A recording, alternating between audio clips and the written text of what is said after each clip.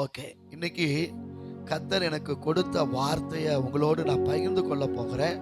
ஒரு மூன்று காரியம்தான் நான் வேகமா உங்களோடு நான் பகிர்ந்து கொள்ள போகிறேன்.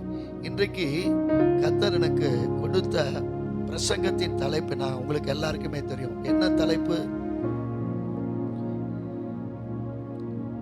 வாசிங்களேன். குடும்ப ஆசீர்வாதம் பெற நம்ம என்ன செய்யணும்? வேதத்தின் அடிப்படையில் நாம் எப்படி வாழ வேண்டும்? குடும்பம் ஆசீர்வாதமா இருக்க வேதத்தினுடைய அடிப்படையில நாம் எப்படி வாழ வேண்டும் என்பதை உங்களுக்கு நான் கற்றுக் கொடுக்க போறேன். அல்லேலூயா. அநேக பெரிய சபைகள்ல நிறைய காரியங்களை கற்றுக் கொடுக்கறாங்க. ஆனா தேவன் நம்முடைய சபைக்கு கர்த்தர் இன்னைக்கு என்ன பேச வைக்கிறார், இன்னைக்கு உங்களுக்கு என்ன தேவை, அத ஆண்டவர் இன்னைக்கு உங்களுக்காக அவர் தம்முடைய வார்த்தையை அனுப்புறதுக்கு அவர் வாஞ்சியா இருக்கிறார். நீங்க ஆயத்தமா உங்க சிந்தைகளை, எண்ணங்களை எல்லாத்தையும் ஒருமுகப்படுத்தி இந்த இடத்துல அமர்ந்து வார்த்தையை நீங்க கேட்பதற்கு உங்களை தீவிரப்படுத்துங்க. கொஞ்சம் அப்படியே உங்களுடைய இருதயத்தை திறந்து கொடுங்க. வார்த்தைகள் உள்ள போக போக உங்களுடைய வாழ்க்கையில ஒரு பெரிய ஆசீர்வாதத்தை நாம் பார்க்க முடியும். நல்ல மாற்றங்கள் வருவதை நாம் பார்க்கலாம். குடும்பத்துல ஒரு மகிமையான ஆசீர்வாதத்தை பார்க்க போகிறோம். அல்லேலூயா. எடுத்துக்கொள்ளலாம். ஆதியாகமம் 6ஆம் அதிகாரம் 7, 8, 9 நாம் வாசிக்கிறதை கேட்போம். அப்பொழுது கர்த்தர், நான் சிருஷ்டித்த மனுஷனை பூமியின் மேல் வைக்காமல் மனுஷன் முதற்கொண்டு மிருகங்கள், ஊரும் பிராணிகள், ஆகாயத்து பறவைகள் பரியந்தமும் உண்டாயிருக்கிறவைகளை நிக்கிரகம் பண்ணுவேன். நான் அவர்களை உண்டாக்கினது எனக்கு மனஸ்தாபமாய் இருக்கிறது என்றார். நோவாவுக்கோ கர்த்தருடைய கண்களில் கிருபை கிடைத்தது. நோவாவின் வம்ச வரலாறு. நோவா தன் காலத்தில் இருந்தவர்களுக்குள்ளே நீதிமானும் உத்தமனுமாய் இருந்தான். நோவா தேவனோடே சஞ்சரித்துக் கொண்டிருந்தான். அல்லேலூயா. அருமையா, இந்த வாசிக்கப்பட்ட வேத பகுதியில நான் பார்க்கிறேன், கர்த்தர் பூமியை பார்த்து மனஸ்தாபப்பட்டாராம். மனஸ்தாபப்பட்டார். என்னடா இப்படி இருக்கிறாங்க, அதை படைச்ச எல்லாத்தையும் பார்க்கும் பொழுது அவர் ரொம்ப வேதனைப்பட்டாராம். இப்படி இருக்கிறாங்களே, நான் இவர்களை உண்டாக்கினது எனக்கு மனஸ்தாபமா இருக்கிறது அப்படின்னாராம். நான் இப்படியாக இன்னொருடைய மொழிபெயர்ப்புல நான் படிச்சேன். ஆனால் கர்த்தருக்கு விருப்பமான வழியில் நடப்பவனாக நோவா என்னும் ஒரே ஒரு மனிதன் மட்டும் இருந்தான். அல்லேலூயா. நோவாவுக்கோ கர்த்தருடைய கண்களில் கிருபை கிடைத்தது. நோவாவின் வம்ச வரலாறு. நோவா தன் காலத்தில் இருந்தவர்களுக்குள்ளே நீதிமானும் உத்தமனுமாய் இருந்தான். நோவா தேவனோடே சஞ்சரித்து கொண்டிருந்தான். நான் இப்படிதான் அந்த பகுதியில் வாசிக்கிறான். அந்த மொழிபெயர்ப்புல போட்டிருந்தது, நோவா கர்த்தருக்குள்ள விருப்பமான வழியில நடப்பவனாக இருந்தான். ஆனா இத்தனை மனிதர்களுக்குள்ள அந்த ஒரே ஒரு மனிதன் மட்டும்தான் நீதிமானாய் இருந்தான். அல்லேலூயா, அல்லேலூயா. இந்த பகுதியை நான் வாசிக்கும் பொழுது, இந்த பகுதியை வாசிக்கும் போது ஒரு காரியம் தெரியுது. நோவா நேர்மையான மனிதனாய் இருந்தான். அல்லேலூயா. அவன் தன்னை சுற்றியுள்ள ஜனங்களில குற்றமற்றவனாக இருந்தானா. தன் சுற்றி இருக்கிற ஜனங்கள் மத்தியில் அவன் எப்படி இருந்தானா? குற்றமற்றவனாக இருந்தான். அடுத்து நோவா எப்பொழுதும் தேவனை பின்பற்றி என்ன செய்தான்? வாழ்ந்தான். அல்லேலூயா, அல்லேலூயா.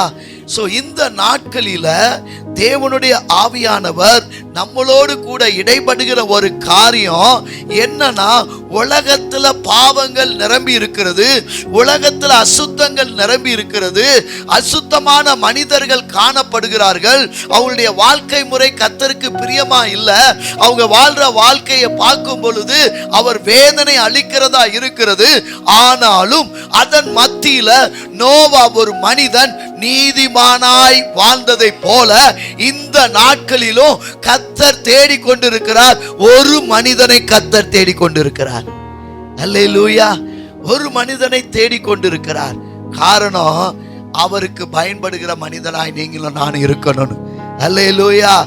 தேவன் ஏதோ ஒரு காரியத்தை செய்ய விரும்புகிறார். ஆமென்.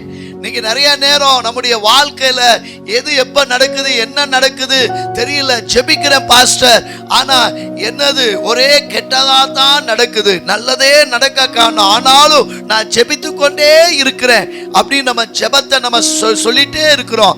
ஆனா நம்முடைய வாழ்க்கையில இனி என்ன நடக்க போகுது, இனி தேசத்துல அடுத்து என்ன நடக்க போகுது, இனி என்ன விதமான காரியத்தை கர்த்தர் செய்ய போகிறார், அந்த காரியத்தை என் மூலமா சொல்லுவாரா, அதற்கு நாம் பிரயாசப்படுகிறோமா? இன்னைக்கு ஒரு கேள்வியா நான் உங்களிடத்துல கேட்கிறேன். நீங்க சபைக்கு வர்றீங்க, வார்த்தைகளை கேட்குறீங்க, ஆனா நீங்க வளர்ந்திருக்கிறீங்களா? உங்களுக்குள்ள ஒரு மாற்றம் வந்திருக்குதா? உங்க குடும்பத்துல ஒரு மாற்றம் வந்திருக்குதா? உங்களுக்குள்ள ஆவிக்குரிய வாழ்க்கையில ஒரு மாற்றம் வந்திருக்கிறதா என்ற ஒரு கேள்விக்குரிய நான் இன்னைக்கு உங்களுக்கு வைக்கிறேன். அல்லேலூயா. நீங்க வந்து போவது நிமித்தமா என்ன மாற்றம் நடந்திருக்கிறது? இன்னைக்கு அதே தான் ஆண்டவர் தேசத்துல பார்க்கிறாரு. நான் படைத்திருக்கிறேன், ஜனங்கள் எப்படி இருக்கிறாங்க, நான் படைத்ததெல்லாம் எப்படி இருக்குன்னு அவர் பார்க்க வந்த பொழுது அங்க எல்லாம் சீர்கட்டதா இருந்தது. ஒன்றும் கர்த்தருக்கு பிரியமா இல்லை, எல்லாமே அவருக்கு வேதனை கொடுக்கிறதா இருந்தது. அவர் மனஸ்தாபப்பட்டாரா, நான் இந்த பூமியில மனிதனை படைத்ததை பார்த்து நான் மனஸ்தாபப்படுகிறேன். அல்லேலூயா, அல்லேலூயா. ஆனா நோவா மாத்திரம் கர்த்தருடைய விருப்பமான வழியில நடப்பவனாக இருந்தான். அல்லேலூயா. உங்க குடும்பம் ஆசீர்வதிக்கப்படுவதற்கு முதலாவது காரியம், கர்த்தருக்கு விருப்பமான வழியில் நடக்கிற குடும்பம் ஆசீர்வதிக்கப்படும். அல்லேலூயா. ஒரு குடும்பம் ஆசீர்வதிக்கப்படுவதற்கு முதலாவது காரியம், முதல் காரியத்தை கர்த்தர் இன்னைக்கு நமக்கு கற்றுக் கொடுக்கிறார். கர்த்தருக்கு விருப்பமான வழியில் நடக்கிற குடும்பம் ஆசீர்வதிக்கப்படும். அல்லேலூயா, அல்லேலூயா, ஆமென். இன்னைக்கு நிறைய காரியங்களை சொல்றாங்க. ஆமென். எல்லாமே நல்லதுதான், ஜெபிச்சா நல்லது. ஆமென். அந்நிய பாஷை பேசுவது நல்லது. ஆமென். அதிக நேரம் வேத வசனங்களை வாசிப்பது நல்லது. நல்ல பாட்டு பாடி துதிப்பது, ஆராதிப்பது நல்லது. எல்லாமே ஆசீர்வாதத்திற்கு வழிக்கு நேரா போவதற்கு எல்லாம் ஒரு வழி. ஆனா நீங்கள் ஆசீர்வதிக்கப்படுவதற்கு ஒரு மேலான ஒரு வழி என்ன தெரியுமா? கர்த்தர் என்ன விருப்பப்படுகிறாரோ அந்த வழியில உன் குடும்பம் இருக்கணும். அல்லேலூயா. சோ கர்த்தருக்கு விருப்பமான வழியில் நடக்கிற குடும்பம் ஆசீர்வதிக்கப்படும். இந்த நோவாவை குறித்து நான் பார்க்கும் பொழுது பாருங்க, ஆண்டவர் இவ்வளவு காரியத்தை பார்க்கும்போது அவர் எடுத்த ஒரு டிசிஷன் என்னன்னா, நான் இந்த உலகத்தை அழிக்க போறேன். அல்லேலூயா. இந்த உலகத்தை நான் என்ன செய்ய போறேன்? அழிக்க போறேன். அப்ப நீதிமானா இருக்கிற நோவாவோடு கூட கர்த்தர் என்ன செய்யறாரு? பேசுறாரு. என்னன்னா, நீர் ஒரு கொப்பேர் மரத்தினால ஒரு படகை உண்டு பண்ணு. அல்லேலூயா. இன்னைக்கு நிறைய நேரம் நம்மளே ஒரு கொஸ்டின் கேட்போம் தெரியுமா? என்ன கொஸ்டின்? பாஸ்டர், நாங்க ஆலயத்துக்கு ஒழுங்கா வர்றோம், நல்லா காணிக்கலாம் கொடுக்குறோம், நல்லா ஜெபம் பண்றோம், தவறாம வர்றோம், ஆனா என் வீட்டு பக்கத்துல இருக்கிறவங்க எல்லாம் நல்லா இருக்கிறான், அவன் குடிக்கிறான், சண்டை போடுறான், பிரச்சனை பண்றான், அவன் பார்த்தா வளர்ந்துட்டு இருக்கிறான், நல்லா இருக்கிறான். ஆனா அல்லேலூயா அல்லேலூயா சொல்லி நம்ம ஆண்டவருக்குள்ள நல்லா இருந்தோம், நாம ஏன் வளர மாட்டேன்றோமே பாஸ்டர்? அவங்க தான் வளர்ந்துட்டு போறாங்க, வீட்டுக்கு மேல வீடு வாங்குறாங்க, காருக்கு மேல கார் வாங்குறாங்க, நல்லா இருக்கிறாங்க. ஆனா நாம ஏன் இப்படி இருக்கிறோம்? இததான் நம்ம பல முறை அந்த கேள்வியை கேட்டுட்டே இருக்கிறோம். ஆனா தேவ ஆவியானவர் இன்றைக்கு ஒரு காரியத்தை கற்றுக் கொடுத்தது என்ன தெரியுமா? இத்தனை பேர் இருந்தாங்க, ஆனா இத்தனை பேரும் நல்லா குடிச்சாங்க, இத்தனை பேர் விபச்சாரம் பண்ணாங்க, அவங்க செய்ததெல்லாம் பாவம். ஆனா அதன் மத்தியில நோவா இருந்தாரு. ஆனா நோவாவோ தேவனுக்காக நீதிமானாய் வாழ்ந்தார். அல்லேலூயா. அவ்வளவு பாவங்கள் இருக்கு, அவ்வளவு சிற்றின்பங்கள் இருக்குது, அவ்வளவு அசுத்தங்கள் இருக்குது, அவ்வளவு மகிழ்ச்சியா இருக்கிறான், சந்தோஷப்படுறான். அந்த கூட்டத்தின் நடுவுல நோவா இருக்கதான் செஞ்சார், நோவா பார்க்கதான் செஞ்சார். இவங்க எல்லாம் இப்படி இருக்கிறாங்களடா, நாம மாத்திரம் ஏன் அப்படி இருக்கன்னு அவர் நினைக்கல. அவர் கர்த்தருக்காக வாழ்ந்தார். என் வாழ்க்கையில நான் நீதிமான், கர்த்தர் என்னை தெரிந்து கொண்டிருக்கிறார், நான் அவருக்காக வாழுவேன். அல்லேலூயா. எனக்கு அப்பதான் ஒரு கொஸ்டின் கிடைச்சது. நம்ம இப்படி கேட்டுக்கிட்டே இருக்கிறோமே, அப்ப நம்முடைய கண்கள் எப்படிப்பட்டதா இருக்கிறது? ஆசீர்வாதம்னா என்ன? நல்லா சாப்பிடணும், நல்ல வீடு கட்டணும், நல்ல காரை வாங்கணும், நல்ல ட்ரெஸ் உடுத்தணும், நல்ல அணிகலன் போட்டு நாமளும் எப்படி இருக்கணும்? ஆசீர்வாதமா இருக்கணும். அதுதான் ஆசீர்வாதம். நான் சொல்றேன், இந்த இம்மைக்குரிய ஆசீர்வாதம் நமக்கு தேவைதான். ஆனா இம்மைக்குரிய ஆசீர்வாதத்தை கொடுக்க தேவன் வல்லவராய் இருக்கிறார். அதை காட்டிலும் மேலானதை கொடுக்க தேவன் வல்லவராய் இருக்கிறார். ஒரு வசனத்தை கூட எனக்கு வாசிக்கலாம் பாருங்க. கொலோசையர் 3ஆம் அதிகாரம், கொலோசையர் 3:2 வாசிங்க. பூமியில் உள்ளவைகள் மேலானவைகளையே நாடுங்கள். அல்லேலூயா. பூமியில் உள்ளவைகளை அல்ல, மேலானவைகளையே நாடுங்கள். அப்ப பூமியில் உள்ளவங்க வேண்டாப்பா, பூமியில் உள்ளவைகளை அழிந்து போகிறது. அது ஒண்ணு உன் கூட வரப்போறது இல்ல. அது இந்த பூமியில நீ வாழ்கிற நாட்கள்ல, கொஞ்ச நாட்கள்ல அது 60 70 அல்லது பலத்தின் மிகுதியால் 80 தெரியாது. அது வரைக்கும் நீ பூமியில இருக்க போற. ஆனா நீ பூமியில சேகரிச்ச ஒண்ணு உனக்கு வரப்போறது இல்ல. அல்லேலூயா. அது இந்த பூமியிலே மக்கி போயிடும். ஆனா உன் கூட வரப்போறது அபிஷேகம். உன் கூட வரப்போது தேவனுடைய கரம், தேவனுடைய வார்த்தை, தேவனுடைய வழி நடத்துதல், தேவன் உனக்காக வைத்திருக்கிறதான ஆசீர்வாதம். அல்லேலூயா. நீ பூமியில வாழும் போதே நித்தியத்திற்குரிய என்ற அடையாளத்தை, அபிஷேகத்தை, ஞானஸ்தானத்தினுடைய அந்த வல்லமைய எல்லாத்தையும் நீ பெற்றுக்கொண்டு அதைத்தான் நீ கொண்டு போற. அல்லேலூயா.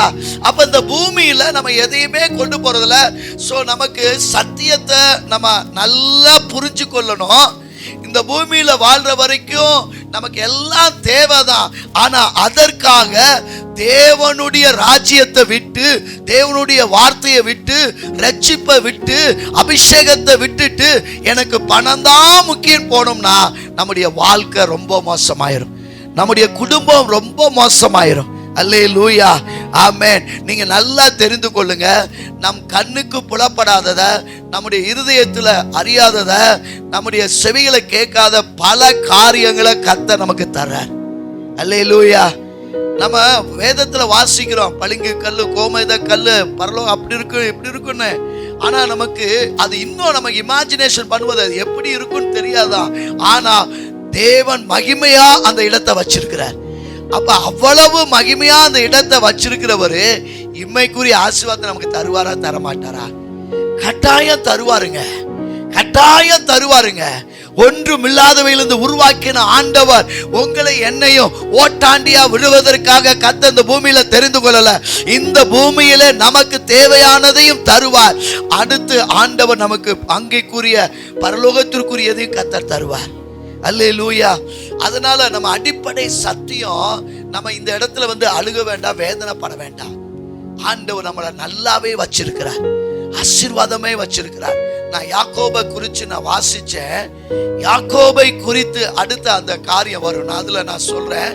ஆனா இங்க தெரிந்து கொள்ள வேண்டிய ஒரே ஒரு காரியம், நாம் மற்றவர்களோடு கூட ஒப்பிட்டு பார்க்காதபடி ரட்சிக்கப்பட்ட நாம் ரட்சிக்கப்படாத நபர்களை, பக்கத்துல தெருவில் இருக்கிற, உன் வீட்டு பக்கத்துல இருக்கிறவன அல்லது உங்க அருகாமையில் இருக்கிறவன் ஒரு தோட்டத்தை வச்சிருக்கலாம், ஒரு வீடை வச்சிருக்கலாம், அல்லது நீங்க செய்யற தொழிலை வச்சிருக்கலாம். அவன் செய்யறதெல்லாம் ரொம்ப மோசமா இருக்கும். ஆனா அவனுடைய வாழ்க்கையில பார்த்தா அப்படியே நல்ல செல்வ செழிப்பா இருக்கிறத போல இருக்கும். நீ அதை பார்த்து நீ பயப்படாத, நீ அதை பார்த்து சோர்ந்து போகாத. ஏன்னா கர்த்தர் உன்னை நிரந்தர ஆசீர்வாதத்திற்காக தெரிந்து வச்சிருக்கிறார். நீ அழிந்து போகிற ஆசீர்வாதத்தை பார்த்து நீ அவனோடு கூட எடை போட்டு அவனோடு கூட உன்னை சம்பந்தப்படுத்தி ஒவ்வொரு நாளும் நீ வேதனைப்படாத. ஏன்னா கர்த்தர் உன்னை மேலானவனாய் கர்த்தர் வச்சிருக்கிறார். அவர் சொல்றாரு, தம்பி, இது உனக்கு சொந்த ஊர் கிடையாது, உனக்கு மீனாங்கனி பட்டி கிடையாது, உனக்கு வத்தல குண்டு கிடையாது, உனக்கு மேல கோவில் பட்டி கிடையாது, உனக்கு பரம கானான கர்த்தர் வச்சிருக்கிறார். அல்லேலூயா. நம்ம என்னமோ இடத்தை செட்டு போட்டு நல்லா வாழ்த பண்ணி இங்கேயே இருக்கிற மாதிரி நம்ம நினைச்சிட்டு இருக்கிறோம். இல்லைங்க, நமக்கு கர்த்தர் வச்சிருக்காரு மேலானது. அல்லேலூயா. அதனால நீங்க இதை குறித்து என்ன செய்யாதீங்க, கவலைப்படாதீங்க. அல்லேலூயா. சோ தேவன் எவ்வளவு அருமையா இருப்பாருங்க. அப்ப கர்த்தருடைய விருப்பமான வழியில நடக்கிற குடும்பம் ஆசீர்வதிக்கப்படும். நோவாவை குறிச்சு பார்க்கும்போது 7ஆம் அதிகாரம் முதல் வசனத்தை வாசிங்க பிரதர். ஆதியாகமம் 7:1. நோவாவை நோக்கி, நீயும் உன் வீட்டார் அனைவரும் பேழைக்குள் பிரவேசியுங்கள், இந்த சந்நிதியில் உன்னை எனக்கு முன்பாக நீதிமானாக கண்டேன். அல்லேலூயா. நோவாவின் நிமித்தமா அந்த குடும்பம் காக்கப்பட்டது. இன்னும் நீங்க நல்லா தெளிவா பார்க்கணும்னா எபிரேயர் 11ஆம் அதிகாரத்துல இன்னும் தெளிவா அந்த வசனம் சொல்கிற பாருங்க. எபிரேயர் 11:7 பாருங்க. எபிரேயர் 11ஆவது வசனம் 7வது. விசுவாசத்தினாலே நோவா தற்காலத்திலே காணாதவைகளை குறித்து தேவ எச்சரிப்பு பெற்று பயபக்தி உள்ளவனாகி தன் குடும்பத்தை ரட்சிப்பதற்கு பேழையை உண்டு பண்ணினான். அதனாலே அவன் உலகம் ஆக்கினைக்குள்ளானது என்று தீர்த்து விசுவாசத்தினால் உண்டாகும் நீதிக்கு சுதந்திரவாளியானான். விசுவாசத்தினாலே நோவா தற்காலத்தில் என்ன செஞ்சானா, காணாதவைகளை குறித்து தேவ எச்சரிப்பு பெற்று பயபக்தி உள்ளவனாகி தன் குடும்பத்தை ரட்சிப்பதற்கு பேழையை உண்டு பண்ணினான். அல்லேலூயா. ஒரு மனிதன், அந்த மனிதனுடைய நீதிமானி நிமித்தமா அந்த குடும்பம் ரட்சிப்பு என்ற பேழைக்குள்ள காக்கப்பட்டது. அல்லேலூயா. அப்ப கர்த்தருடைய வழியில நடக்கிற அருமையான சகோதரா சகோதரி, உன் நிமித்தமாய் உன் குடும்பம் காக்கப்படும். அல்லேலூயா. சிலருக்கு தவறான எண்ணம் வந்துடும். என்னன்னா, நோவா தானே நீதிமான், அவர் நிமித்தமா குடும்பம் காக்கப்பட்டதுல, அதனால எனக்காக என் மனைவி ஜெபம் பண்ணுவா, அதனால நாங்க குடும்பமா போயிருவோம். அப்படி கிடையாது. ஆண்டவர் சொன்னார், நீதிமான்னா தலை முதல் உச்ச பாத வரைக்கும் அவன் நீதிமானா இருக்கிறான். ஒரு குடும்பம் எடுத்துட்டா கணவன் மனைவி பிள்ளைகள் எல்லாமே அவருடையவர்கள். ஆமென்.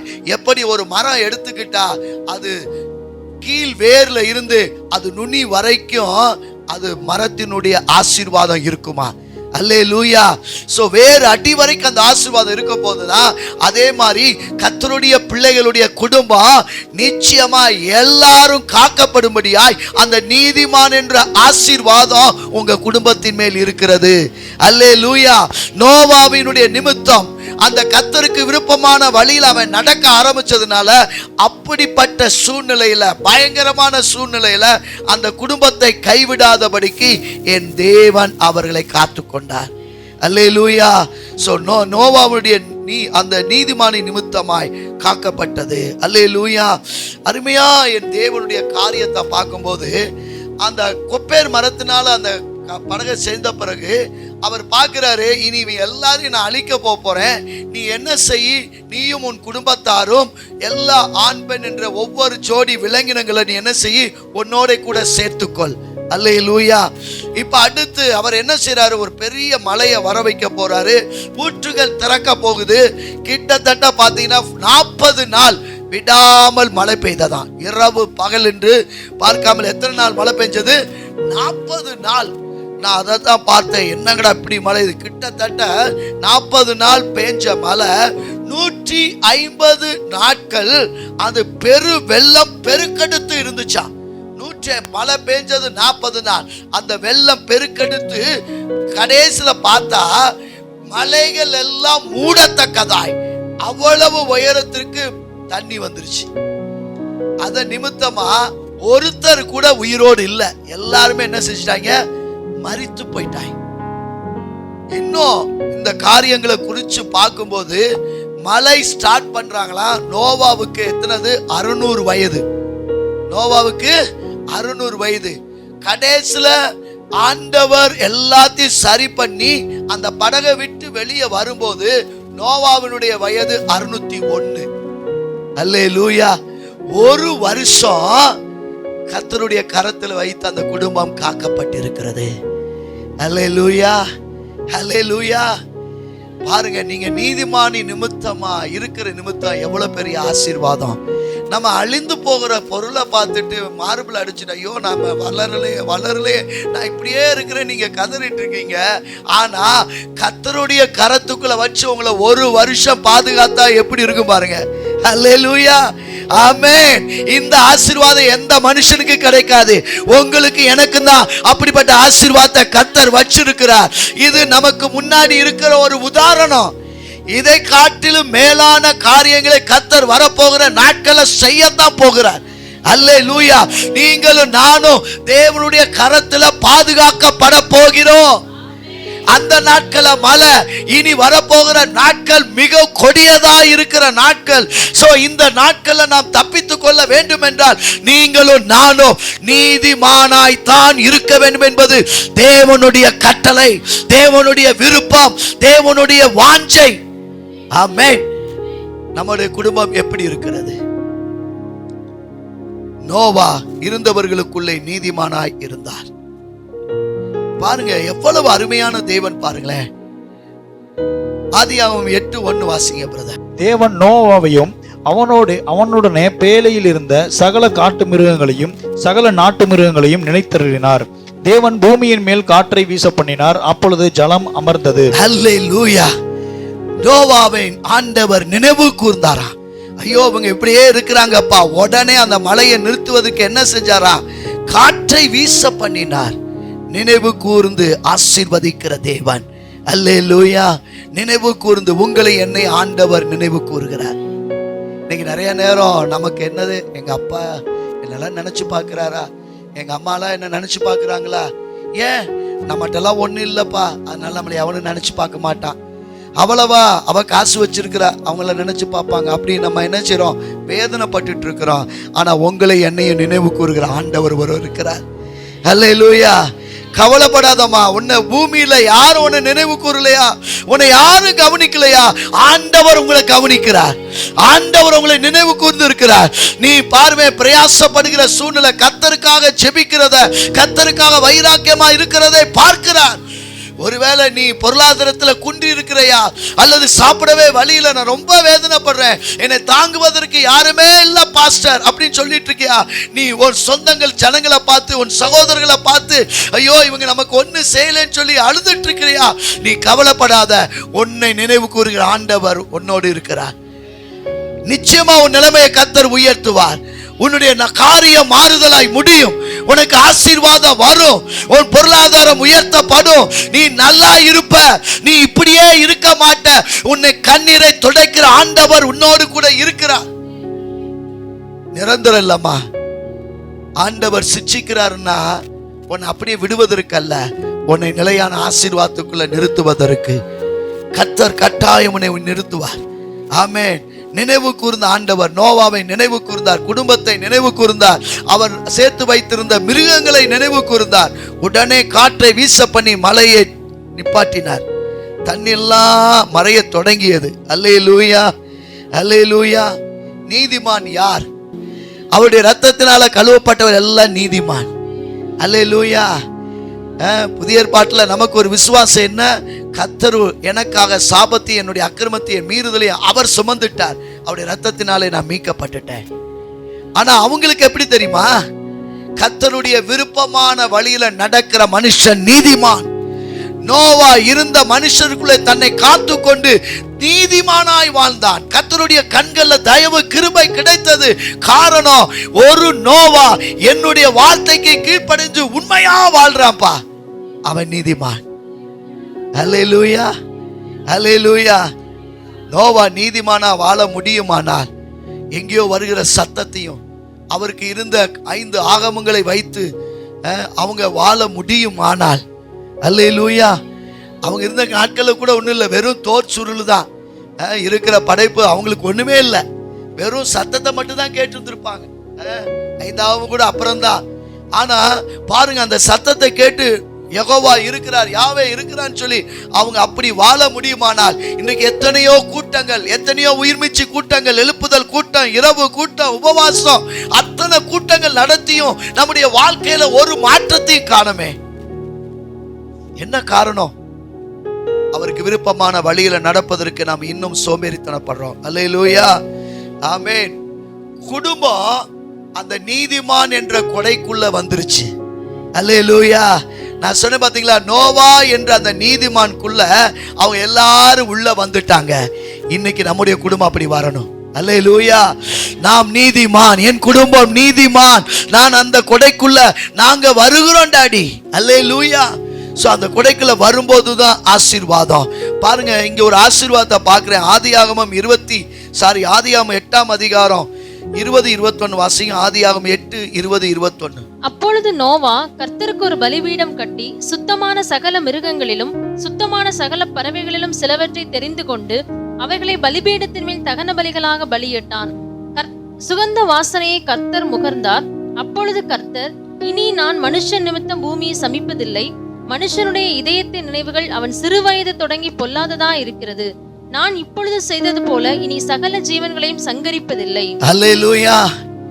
நோவா அந்த கப்பலை விட்டு வெளியே வந்த பிறகு அவர் செய்த ஒரு காரியம், இவ்வளவு தூரம் என்னை பாதுகாத்த என் ஆண்டவரை நான் துதிக்கிறேன், ஸ்தோத்திரம் பண்றேன்னு சொல்லி இருக்கிற இதிலே பரிசுத்தமானதை அவர் என்ன சுத்தமான சகல பறவைகளை சிலவற்றை தெரிந்து அவைகளை பலிபீடத்தின் மேல் வைத்து அவர் என்ன செய்தாரா? பலியிட்டாரா. அல்லேலூயா. பலியிட்டார் என்று சொல்லி பார்க்கிறார். பாருங்க, கர்த்தர் செய்த நன்மைக்காக அவர் மிருகத்தை கொண்டு என்ன செஞ்சாரு? பலியிட்டார். பழைய ஏற்பாட்டில் பார்க்கிறோம், நீதிமான் குடும்பத்தை பாதுகாத்ததுனால அவர்கள் பலியிட்டு தேவனுடைய நாமத்தை என்ன செஞ்சாங்க? மகிமைப்பட்டாங்க. தேவன் அதை முகர்ந்து பார்த்து அவர் சந்தோஷப்பட்டார். அல்லேலூயா. ஆனா புதிய ஏற்பாட்டில் 2 கொரிந்தியர் 2ஆம் அதிகாரம் 14வது வசனத்தை வாசிங்க. 2 கொரிந்தியர் 2ஆம் அதிகாரம் 14வது வசனம். கிறிஸ்துவுக்குள் எப்பொழுதும் எங்களை வெற்றி சிறக்க பண்ணி எல்லா இடங்களிலேயும் எங்களை கொண்டு அவரை அறிகிற அறிவின் வாசனையை வெளிப்படுத்துகிற தேவனுக்கு ஸ்தோத்திரம். ஆமென். கிறிஸ்துவுக்குள் எப்பொழுதும் வெற்றி சிறக்க பண்ணி எல்லா இடங்களிலும் எங்களை கொண்டு அவரை அறிகிற அறிவின் வாசனையை என்ன செய்யறா? வெளிப்படுத்துகிற தேவனுக்கு. அப்போஸ்தலனாகிய பவுல் தேவனுக்காக கடுமை அவர் ஊழியம் செய்கிறார். அவர் ஊழியம் செய்த இடத்துல எபேசு பட்டணம், பிலிப்பி, சமரியா, இப்படி பல இடங்கள் அவர் ஊழியம் செய்ய போகிறார். தேவனுடைய வார்த்தையை சொல்றாரு. பல நெருக்கங்கள், சிலர் கேட்கிறாங்க, சிலர் கேட்க மாட்டேன்றாங்க, சிலர் ரட்சிக்கப்படுறாங்க, சிலர் ரட்சிக்கப்படல. இப்படிப்பட்ட சூழ்நிலையிலும் அவர் என்ன செய்றார்? கர்த்தருடைய வார்த்தையை சொல்லிக்கொண்டே இருக்கிறார். கடைசி நடந்தது என்ன தெரியுமா? அந்த வார்த்தை நிமித்தம் ரட்சிக்கப்பட்டவர்கள் மேல் அந்த வாசனை வீசிற்று. அல்லேலூயா. ஆமென். நீங்களும் நானும் அவருடைய வார்த்தையை சுமந்து செல்கிறபடியினால் அவருடைய வாசனை நம்மேல் வைத்திருக்கிறார். நாம் எங்கெல்லாம் போகிறோமோ அவருடைய வாசனை வீசும் செய்யும்படி கர்த்தர் நம்மேல் அப்படிப்பட்ட மகிமையை ஊற்றி இருக்கிறார். அல்லேலூயா. பழைய ஏற்பாட்டில் பலியிட்டு அதனுடைய வாசனை முகர்ந்து தேவன் சந்தோஷப்பட்டார். இன்றைக்கு அந்த தேவனையே நாம் சரீரத்தில் சுமந்து கொண்டிருக்கிறபடியினால் அந்த வாசனையை நமக்குள்ள வைத்து அதை அநேகருக்குள்ள வாசனையை கொடுக்கும்படி உங்களை என்னையும் கர்த்தர் மகிமையா வச்சிருக்கிறார். நீதிமானுடைய ஆசீர்வாதம் இதுதான். அல்லேலூயா. சோ இன்னைக்கு உங்களுக்குள்ள இருக்கிற ஒரு கேள்வியை தூக்கி போடுங்க. என்னை காட்டில் அவன் நல்லா இருக்கிறான், இவன் நல்லா இருக்கிறான், இவங்க ஆசீர்வாதமா இருக்காங்க, இவங்க வீடு கட்டிட்டாங்க, இவங்க நகை வாங்கிட்டாங்க, அப்படி இப்படின்னு சொல்லி நீங்க உலக பிரகாரமான மனுஷனை போல கவலைப்படாதீங்க. அப்படின்னா நீங்க இன்னும் ரட்சிக்கப்படவே இல்லைன்னு அர்த்தம். அடிப்படை உங்களுடைய ரட்சிப்பே என்ன தெரியுமா? நாம் இந்த உலகத்திற்குரியவர்கள் அல்ல, நான் மேலானவைக்குரியவன், நான் பரலோகத்திற்குரியவன். என்னுடைய வீடு வத்தல குண்டு கிடையாது, என்னுடைய வீடு பரலோகம். ஒருவேளை நான் இந்த வீட்டில் குடியிருக்கலாம், என்னுடைய தேகம் இங்க இருக்கிற வரைக்கும், என்னுடைய சரீரம் இங்க இருக்கிற வரைக்கும், என் தேவனுக்கு ஆயுஷ் நாட்களை வைத்திருக்கிற வரைக்கும் அவருக்காக ஊழியம் செய்யும்படி கர்த்தர் நீங்க வைத்திருக்கிறார். என் ஊழியம் நிறைவேற்றி முடித்த பிறகு என்னை கர்த்தர் பரலோகத்திற்கு எடுத்துக்கொள்வார். அதுதான் எனக்கு நிரந்தரம். அல்லேலூயா. சோ இந்த நாட்கள்ல இந்த நோவா இருந்தவர்களுக்குள்ளே நீதிமானா இருப்பதற்கு ஒரு முக்கிய காரணம், இவர்கள் எல்லாம் இப்படி இருக்கிறாங்க, ஆனா நான் இருக்க மாட்டேன்.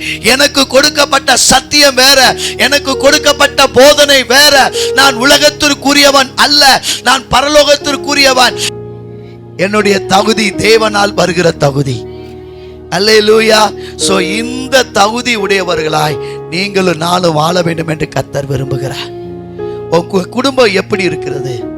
தயவு செய்து என்னுடைய விருப்பம் அல்ல, உலகத்திற்குரிய விருப்பம் அல்ல, ஒரே விருப்பம், என் குடும்பம் தேவன் விரும்புகிற விதமாய் இருக்கணும். அப்படி நம்முடைய குடும்பம் இருந்துச்சுன்னா நம்ம குடும்பம் ஆசீர்வதிக்கப்படும். முதலாவது காரியம், நாம் கர்த்தருக்குள் விருப்பமான வழியில நடக்கிற குடும்பமாய் இருக்கணும். அடுத்து ஆதியாகமம் 12:1. ஆதியாகமம் 12ஆம் அதிகாரம் 1 வசனம். கர்த்தர் ஆபிரகாமை நோக்கி, நீ உன் தேசத்தையும் உன் இனத்தையும் உன் தகப்பனுடைய வீட்டையும் விட்டு புறப்பட்டு நான் உனக்கு காண்பிக்கும் தேசத்துக்கு போ. அல்லேலூயா, ஆமென். ஆபிரகாமை பார்த்து சொல்றாரு, உன் இனத்தையும் உன் தேசத்தையும் உன் தகப்பன் வீட்டை விட்டு புறப்பட்டு நான் உனக்கு காண்பிக்கும் தேசத்துக்கு போ. அவ்வளவுதான். ஆபிரகாம் தன் சொந்த தேசத்திலிருந்து என்ன செய்யணும்? வாக்குத்தத்தம் பண்ணுகிற தேசத்திற்கு போக வேண்டும். இதுதான் கர்த்தருடைய கட்டளை. அல்லேலூயா, அல்லேலூயா. ஏன் அப்படின்னா ஆபிரகாமுக்கு விசுவாசம் சோதிக்கப்பட்டது. அவன் கர்த்தருடைய வார்த்தைக்கு கீழ்ப்படுகிறானா கீழ்ப்படியலையா அப்படின்றத கர்த்தர் பார்த்தார். இன்னைக்கு உங்களை வாழ்க்கையை, என் வாழ்க்கையும் குடும்பத்தையும் கர்த்தர் சோதிக்க விரும்புகிறார். அல்லேலூயா.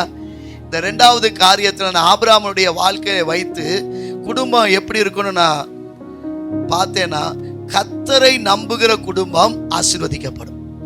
அல்லேலூயா. 1வது சொன்னேன், கர்த்தருடைய வழியில நடக்கிற குடும்பம் ஆசீர்வதிக்கப்படும். 2வது, கர்த்தரை நம்புகிற குடும்பம் ஆசீர்வதிக்கும். ஆபிரகாமுடைய வாழ்க்கையை வைத்து நான் பார்க்கும் பொழுது அவருடைய வாழ்க்கையில என் தேவன் விசுவாசத்தை சோதிச்சாரு. அவன் வார்த்தைக்கு கீழ்ப்படுகிறானா சோதிச்சாரு. ஏன் அப்படின்னா கர்த்தருக்கு வித்தியாசமாய் அவருடைய ஊழியத்தை விசேஷமாய் செய்வதற்காக ஆபிரகாமை வேர்பிரிக்கிறார். அல்லேலூயா. உங்களை என்னையும் கர்த்தர் குடும்பத்திலிருந்து வேர்பிரிக்கிறார். என்ன காரணம்னா அவருக்கு தேவை, அவருக்கு தேவை. நீங்களும் நானும் அவருக்கு தேவை. ஏன்னா விசேஷமான வேலைக்கு உங்களை என்னை கர்த்தர் வேர்பிரிக்கிறார். அல்லேலூயா. நீங்க யாரும் தப்பா நினைச்சிட வேணாம். என்னடா தகப்பை விட்டு வர சொல்றாரு, தகப்பன் ரொம்ப முக்கியம்ல, தாய் ரொம்ப முக்கியம்ல. ஏன் ஆபிரகாம்? இதுக்கு ஆபிரகாமுக்கு கொடுத்த காரியம். அல்லேலூயா. ஆபிரகாமுக்கு கட்டாய நீ உன் இனத்தையும் உன் தேசத்தையும் உன் தகப்பன் வீட்டை விட்டு புறப்பட்டு நான் உனக்கு காண்பிக்கும் தேசத்துக்கு போ. எதுக்காக ஆபிரகாம் சொன்னார்னா, அவரை கர்த்தர் விசேஷமாய் நடத்தும்படியாக. அல்லேலூயா. இன்னைக்கு உங்களை என்னையும் விசேஷமாய் நடத்த கர்த்தர் விரும்புகிறார். ஆமென். அப்போஸ்தலர் 7ஆம் அதிகாரம் 2வது வசனத்தை வாசிக்கலாம். அப்போஸ்தலர் 7:2. அவன், சகோதரரே பிதாக்களே கேளுங்கள், நம்முடைய பிதாவாகிய ஆபிரகாம் காரானூரிலே குடியிருக்கிறதற்கு முன்னமே மெசொப்பொத்தாமியா நாட்டிலே இருக்கும்போது மகிமையின் தேவன் அவனுக்கு தரிசனமாகி. அல்லேலூயா. மகிமையின் தேவன் அவருக்கு தரிசனமானாரா? எப்பொழுது? ஆரானில இருக்கும்போது இல்ல, மெசொப்பொத்தாமியா என்ற அந்த இடத்துல இருக்கும்போதே அவருக்கு தரிசனமானார். இன்னும் அவர் ஆரானுக்கு போகல. ஆரானுக்கு போவதற்கு முன்னமே அவருக்கு தரிசனமாகி சொல்றார். ஆனாலும் ஆரானில அவர் 5 வருஷம் தங்கி இருந்தார். அல்லேலூயா. சோ ஆபிரகாமுக்கு அந்த ஆரானும் ஒரு பகுதியா அவருக்கு இருந்தது. ஏன் அவர் அந்த இடத்துக்கு வேண்டாம், அங்க இருக்க கூடாது, ஏன் அப்படி சொன்னார் அப்படின்னு பார்த்தா, நீங்க வாசித்த பகுதியில் அப்போஸ்தலர் 7:2 வாசிங்க. அதற்கு அவன், சகோதரரே பிதாக்களே கேளுங்கள், நம்முடைய பிதாவாகிய ஆபிரகாம் காரானூரிலே குடியிருக்கிறதற்கு முன்னமே மெசொப்பொத்தாமியா நாட்டிலே இருக்கும்போது மகிமையின் தேவன் அவனுக்கு தரிசனமாகி, நீ உன் தேசத்தையும் உன் இனத்தையும் விட்டு புறப்பட்டு நான் உனக்கு காண்பிக்கும் தேசத்துக்கு வா என்றார். அல்லேலூயா. அப்ப ஏன் ஆண்டவர் அங்க போவனா, ஏன் வா அப்படின்னு சொன்னார்னா, அங்க ஆரானிலே அவருடைய தகப்பனார் தேவனை தொழுது கொள்ளாதபடி தேவன் சிருஷ்டித்ததை அவர்கள் தொழுது கொண்டார்கள். அல்லேலூயா. சிருஷ்டிகரை தொழுது கொள்ளல, சிருஷ்டிப்பை தொழுது கொண்டார்கள். அல்லேலூயா. உங்களுக்கு நான் புரியும் நினைக்கிறேன். ஆமென். தேவனை தொழுது கொள்ளாமல் தேவன் எதெல்லாம் படைச்சாரோ அந்த படைத்ததின் மேல் அவங்க கண் போயிருச்சு. இதுதான் நமக்குரியது, இதுதான் நம்முடைய தேவன் சொல்லி அவங்க என்ன செஞ்சிட்டாங்க? அதை வழிபட ஆரம்பிச்சிட்டாங்க. சிருஷ்டிகரை விட்டுட்டு சிருஷ்டிப்புக்கு போனதுனால ஆபிரகாம் அப்படி போயிடக்கூடாது, அதனால அவன் தகப்பன் வீட்டுல இருக்க கூடாதுன்னு சொல்லி அவரை என்ன செஞ்சாரு? பிரிச்சு கொண்டு வர்றார். அல்லேலூயா. எதுக்குன்னா அவனை விசேஷ ஊழியத்திற்கு ஆயத்தப்படுத்தும்படி. அல்லேலூயா. சில இடங்கள்ல பிரிக்கும் போது நமக்கு வேதனையா இருக்கும், கஷ்டமா இருக்கும். ஏன் ஆண்டவரே, நாங்க நல்லாதானே இருந்தோம், எதுக்கு எங்களை இப்படி பிரிக்கிறீங்க? பிரிக்கிறது ஆண்டவர் ஆவியானவருடைய வேலை. நம்ம எப்பொழுதுமே தேவ ஆவியானவருக்கு இடம் கொடுத்தாதான் ஆசீர்வாதத்தை சுதந்திரிக்க முடியும். நம்ம இருக்கிற இடம் நல்லா இருக்கும், ஆசீர்வாதமா இருக்கும். ஆனா ஆண்டவர் பிரிச்சு கொண்டு வர்றாருன்னா ஏதோ ஒரு காரியத்தை உங்க வாழ்க்கையில செய்ய போகிறார். ஒருவேளை இன்னைக்கு நீங்க பிரிக்கிறத குறிச்சு வேதனைப்பட்டு இருப்பீங்களான்னா, ஐயோ நம்ம இங்க வந்திருக்கூடாதோ, ஏன் பிரிஞ்சிருக்க கூடாதோ, அங்கேயே இருந்திருக்கலாமே, அப்பா அம்மா வீட்டிலே இருந்திருக்கலாமே, அந்த ஊர்ல இருந்திருக்கலாமே, அந்த வேலையிலே இருந்திருக்கலாமே, அந்த தொழிலவே செய்திருக்கலாமே, பல காரியங்கள் உங்களுக்கு தோணலாம். ஆனா இன்னைக்கு ஆவியானவர் சொல்லுகிறாரு, நீங்க பிரிஞ்சு வந்ததின் நோக்கம், உங்களை பிரித்து கொண்டு வந்ததின் நோக்கம் நீங்க இல்ல, ஆவியானவரே பிரித்து கொண்டு வந்திருக்கிறார். ஆவியானவரே உங்களை கொண்டு வந்து இந்த இடத்துல நிலைநிறுத்தி இருக்கிறார். காரணம் விசேஷித்தவர்களாய் உங்களை ஆசீர்வதிப்பதற்காய். அல்லேலூயா. யோசுவா 24 அதிகாரம் 2வது வசனத்தை வாசிங்க. யோசுவா 24:2. அப்பொழுது யோசுவா சகல ஜனங்களையும் நோக்கி, இஸ்ரவேலின் தேவனாகிய கர்த்தர் சொல்லுகிறது என்னவென்றால், பூர்வத்திலே உங்கள் பிதாக்களாகிய ஆபிரகாமுக்கும் நாகோருக்கும் தகப்பனான தேராகு என்பவன் நதிக்கு அப்புறத்திலே குடியிருந்த போது அவர்கள் வேறே தேவர்களை சேவித்தார்கள். அடுத்து வாசிங்க. நான் நதிக்கு அப்புறத்தில் இருந்த உங்கள் தகப்பனாகிய ஆபிரகாமை அழைத்து கொண்டு வந்து அவனை கானான் தேசமெங்கும் சஞ்சரிக்க செய்து அவன் சந்ததியை திரட்சியாக்கி அவனுக்கு ஈசாக்கை கொடுத்தேன். அல்லேலூயா, அல்லேலூயா. அந்த வசன வார்த்தை எவ்வளவு அழகா பாருங்க. அங்க இருந்த மனுஷனை அந்த இடத்திலிருந்து நதிக்கு அப்புறத்துல இருந்து அவரை கொண்டு வந்து அவர் என்ன செய்யறாரா, ஆபிரகாம் அழைத்து அவனை கானான் தேசமெங்கும் சஞ்சரிக்க செய்து அவன் சந்ததியை திரட்சியாக்கி அவனுக்கு ஈசாக்கை கொடுத்தேன். அல்லேலூயா. தேவன் கொண்டு வந்ததின் நோக்கம் அவனை ஆசீர்வதிக்கணும், அவனை திரட்சியா மாத்தணும், அவனை வித்தியாசமா மாத்தணும். அல்லேலூயா. அப்ப அந்த காரியத்திலிருந்து, அந்த சாபத்திலிருந்து, அந்த பாவத்திலிருந்து அவனை விடுதலையாக்கி கொண்டு வரணும் என்பது தேவனுடைய நோக்கம். அல்லேலூயா. நிறைய காரியங்களை நான் ஆபிரகாமுடைய வாழ்க்கையில பார்க்கிறேன். ஒண்ணு, சிருஷ்டிப்புல இருந்து விடுதலையாக்கணும் ஆண்டவர் விரும்பினார். ஆமென். நமக்கு தேவன் ஒருவரே தேவன். அல்லேலூயா. உருவம் கிடையாது, எந்த விதமான வழிபாடுகள் கிடையாது, நமக்கு வார்த்தை தான். அல்லேலூயா. வசனம் தான் நம்மளை உயிர்மிக்கும். அல்லேலூயா. நம்ம இருதயத்துல அவர் வார்த்தை போக போக நம்மளை பரிசுத்தமாக்கும், வேற எதுவுமே வேண்டாம். அல்லேலூயா. சோ வார்த்தை தான். சோ ஆபிரகாம் அப்படிப்பட்ட காரியத்துல சிக்கி விடாதபடி, நீங்க நிறைய நேரம் பாருங்களேன், நீங்க வேர் பிரிக்காம இருப்பீங்கன்னா, இப்போ ஒரே இடத்துல இருக்கிறீங்க, இப்ப நீங்க பரிசுத்தமா ஜீவிக்க விரும்புறீங்க, ஆனா இன்னொரு பக்கம் பாவம் இருக்கு, அதே இடத்துல இருக்கிறீங்க. அப்ப உங்களால எப்படி பரிசுத்தமா ஜீவிக்க முடியும்? எப்படி அந்த எதிர்ப்புகளை, அந்த பிரச்சனைகளை நீங்க மேற்கொண்டு எப்படி வெளியே வர முடியும்? வர முடியாது. சில நேரம் ரட்சிக்கப்படாத நேரத்தில் அப்படி ஜெபிப்பது உண்டு. என்னன்னா, பாவமும் இருக்கட்டும், நீங்களும் வேணும், சினிமாவும் பார்ப்பேன், இயேசுவும் வேணும், கெட்ட நண்பர்களோடு கூட இருப்பேன், ஆனா நீங்களும் எனக்கு வேணும். இது எப்படிப்பட்ட ஜெபம்? இது கேட்கப்படுமா?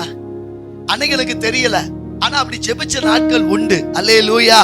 என் சந்தோஷம் கிடக்கூடாது, நான் சர்ச்சுக்கு வருவேன், நான் இந்த காரியத்தை செய்வேன். அப்ப முழுமையான ஆசீர்வாதத்தை பார்க்க முடியல.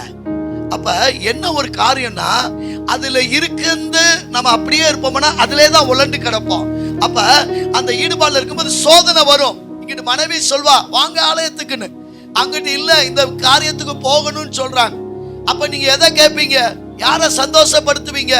அப்ப உங்க ஈடுபாடு என்ன செய்ய முடியாது, ஒருத்தரை நீங்க என்ன செய்ய முடியாது, ஒண்ணு செய்ய முடியாது, 2 பேரை திருப்திப்படுத்தணும். அப்ப 2 பேருக்குள்ள ஒரு போராட்டம். அப்ப அந்த ஈடுபாடு என்ன செய்யும்? உங்க ஆத்துமாவை கெடுத்துரும், உங்களுடைய வாழ்க்கையை கெடுத்துரும். அப்ப நீங்க அந்த காரியத்திலிருந்து தப்பிக்கப்படணும், இப்படிப்பட்ட பிரச்சனையிலிருந்து தப்பிக்கப்படணும், இப்படிப்பட்ட காரியத்திலிருந்து தப்பிக்கப்படணும்னா நீங்க வெளியே தான் வரணும். அல்லேலூயா. வெளியே வரணும். ஆபிரகாமே, நீ இருக்க முடியாது, நீ அங்க இருக்கிற வரைக்கும் இப்படிப்பட்ட காரியத்துல நீ சிக்குண்டு உன் ஆத்மாவை கெடுத்து நீ எனக்காக வாழ முடியாம நீ இப்படிதான் கிடப்ப. ஆனா நான் உன்னை வெளியே கொண்டு வரேன். அந்த இனத்தை விட்டு, அந்த தேசத்தை விட்டு, தகப்பனை விட்டு நீ வெளியே வா. ஆபிரகாம் அதுக்கு தான் கூப்பிட்டார். அல்லேலூயா. நிறைய நேரம் யோசித்து பாருங்களேன். நீங்க ஒருவேளை நீங்க வெளியே வந்த பிறகு உங்களுக்கு கஷ்டம் இருக்கலாம், பொருளாதார குறைவு இருக்கலாம், ஆனா உங்க சமாதானம் நல்லா இருக்கும், நீங்க நல்ல ஆசீர்வாதமா இருப்பீங்க. நான் சொல்றேன், பணம் வந்து நமக்கு பெரிய ஆசீர்வாதம் இல்லைங்க. தேவன் கொடுக்கிற சந்தோஷம் தான் பெருசு. ஆமே. நானும் என் மனைவி பிள்ளைகள் இன்னைக்கு நாங்கள் இரவுல அப்படி தூங்குறோம், அயர்ந்து தூங்குறோம், நல்லா தூங்குறோம். ஒரு இது இல்லை, பிரச்சனை இல்லை. காரணம் என்னன்னா அவரவே நம்பி இருக்கிறதுனால. அல்லேலூயா. நாளைக்கு காலைல நான் என்ன சாப்பிட போறேன், அது ஆண்டவர் தருவார்.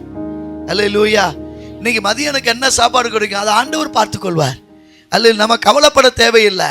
ஆனா ஆண்டவர் நம்மளை அவருக்கென்று விசேஷித்தமா வைத்திருக்கிறார். ஐயோ அது மட்டும் இல்லைன்னா நான் உயிர் வாழவே மாட்டேன். ஏன்னா என்னால முடியாது.